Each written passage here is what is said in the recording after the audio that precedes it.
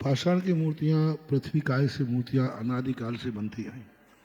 अकृत्रिम चैत्यालयों में जो मूर्तियाँ होती हैं वे भी पृथ्वी काय ही होती है, पाषाण की ही होती है। पाषाण है ना, रत्न, रत्न भी पाषाण ही है।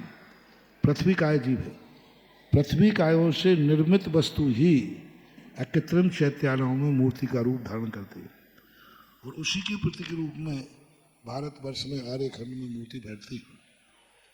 तो पाषाण की मूर्तियों की अकृत्रिम चैत्यालयों से परंपरा चली, प्राचीन काल से चलती है। लेकिन शास्त्रों के अनुसार धातुओं की मूर्ति का भी उल्लेख मिला, सोने चांदी आदि की धातुओं की मूर्तियों का उल्लेख मिलता है।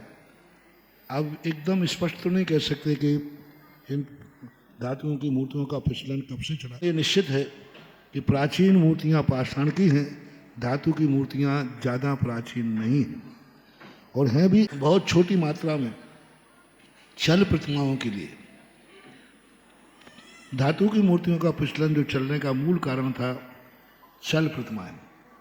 जब सृष्टि श्रावक वर्ग 6-6 महीने 7 साल 2-2 साल के लिए व्यापार करने जाते थे, बिजनेस को जाते थे घोड़ा गाड़ियों से पैदल, तो अपने साथ में मूर्तियां ले जाते थे। अब वो मूर्तियां पाषाण की ले जा नहीं सकते, खंडित होने का डर।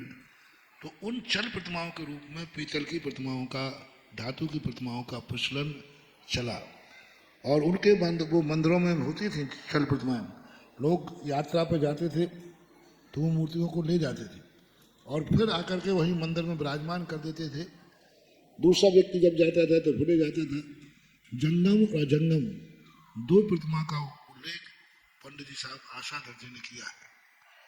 और चलित प्रतिमाएं यही यात्रा आदि में, क्योंकि अब शिखर जी की वंदना करना आज जैसी गाड़ियां तो थी नहीं, अब रास्ते में 6-6 महीने साल भर लगना है, तो मूर्तियों को साथ लेकर जाते थे। मेरी दृष्टि से यही है। बाकी धातुओं की मूर्ति का भी आगम सम्मत है, शास्त्रों में मिलता है। धातुओं की मूर्तियों को भी बैठाने का निषेध नहीं है, पर इतिहास जो है प्राचीन पाषाण की मूर्तियों का ही मिलता है।